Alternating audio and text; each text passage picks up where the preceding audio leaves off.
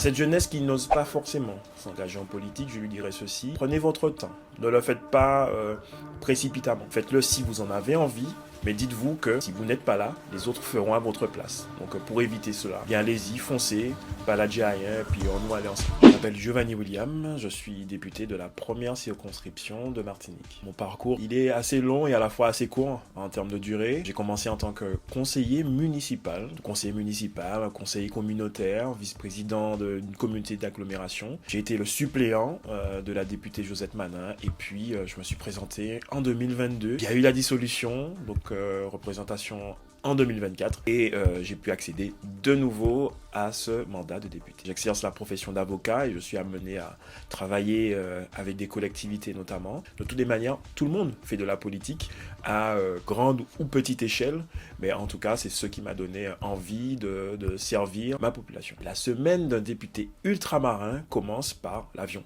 On prend l'avion, on arrive en France hexagonale et puis on démarre la journée. Ça peut démarrer par une séance en commission, parce que nous avons des commissions thématiques. Moi, je suis en commission des lois, donc on examine des textes. On peut enchaîner avec des séances dans l'hémicycle de l'Assemblée nationale où on doit voter des textes, on doit les amender. Entre tout ça, nous avons des séances de travail avec nos collaborateurs, avec des personnes qualifiées, avec des personnes qui nous demandent d'être entendues. Ça, c'est une journée de député ultramarin à Paris. Mais il y a aussi la journée du député en circonscription, parce que nous avons des permanences où nous accueillons aussi le public qui vient pour poser des questions, qui vient pour faire des propositions également, parce que nous aussi, on doit se nourrir de tout ça. Alors, la partie la plus exigeante du travail de député, je pense qu'il faut être attentif, et attentif à tout. Attentif à sa population, attentif aussi aux exigences du débat parlementaire, aux exigences aussi pour construire une loi, parce qu'on ne peut pas faire des lois comme ça. Il y a aussi des exigences, il y a des réglementations à concevoir. En tout cas, il faut être très attentif à tout ça. Je vous avoue qu'en 2 ans et demi, 3 ans, pas mal de choses ont pu être faites. J'ai pu faire voter à l'unanimité à l'Assemblée nationale une loi portant sur la réalité de nos victimes d'infractions. C'est une loi qui vise à mieux informer les victimes d'infractions pour lesquelles il y a eu un classement sans suite de leur plainte. C'était un parcours assez long, assez fastidieux, mais cette loi a pu être votée à l'Assemblée nationale et on va passer au Sénat prochainement. Au niveau du retour au pays, il faut savoir qu'on a fait voter un amendement de crédit qui permet le retour au pays, c'est le passeport au retour. Et en tout cas, ça a été voté en commission et j'espère que ça va être entériné à l'Assemblée dans le cadre de cette loi de finances. Je suis le député martiniquais le plus jeune, ce qui est dommage. Être élu à 37 ans, c'est dommage, mais en tout cas, je le suis. Donc je pense porter quand même certaines aspirations de la jeunesse. Je l'écoute et nous faisons ensemble. À cette jeunesse qui n'ose pas forcément s'engager en politique, je lui dirais ceci: prenez votre temps.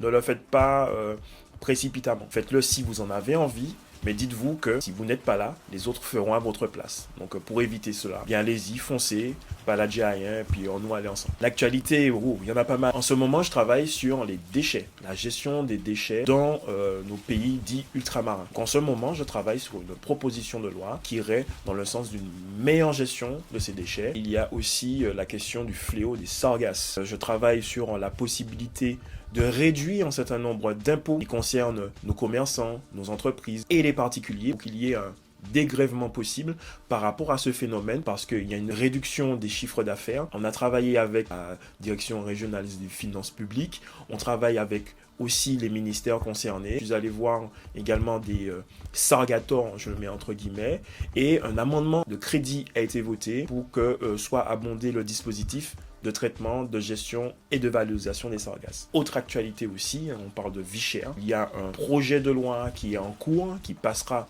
à l'Assemblée, qui vise justement à réduire le nombre d'intermédiaires avec un hub, ce qui permettrait de réduire les prix aux consommateurs. J'ai pu auditionner les GAFA, Amazon, Cdiscount et les autres, parce que dans nos pays ultramarins, nous avons des difficultés à nous approvisionner de certains produits qui ne sont pas forcément accessibles chez nous. Il y a eu remasterisation de certaines plateformes pour que des produits soient plus accessibles. Également, ces GAFA, elles souhaitent s'intégrer dans notre univers caribéen, mais ont du mal par rapport à une réglementation qui ne leur convient pas, qui ne nous convient pas, nous aussi. Mais en tout cas, on a pu travailler en ce sens, tout en évitant d'oublier nos petits commerçants. On ne peut pas faire sans nos petits commerçants, mais on ne peut pas faire non plus sans le e-commerce. Vous pouvez suivre nos actualités. Nous sommes sur toutes les plateformes. Instagram, TikTok, Facebook. Nous avons même une chaîne WhatsApp aussi où vous pouvez suivre mon actualité. Ce serait intéressant d'inviter des artistes. Et il y a un artiste que j'aime beaucoup, c'est Mali, martiniquais, qui a vraiment une plume extraordinaire, qui œuvre aussi de manière associative, qui aide justement les personnes dans le besoin.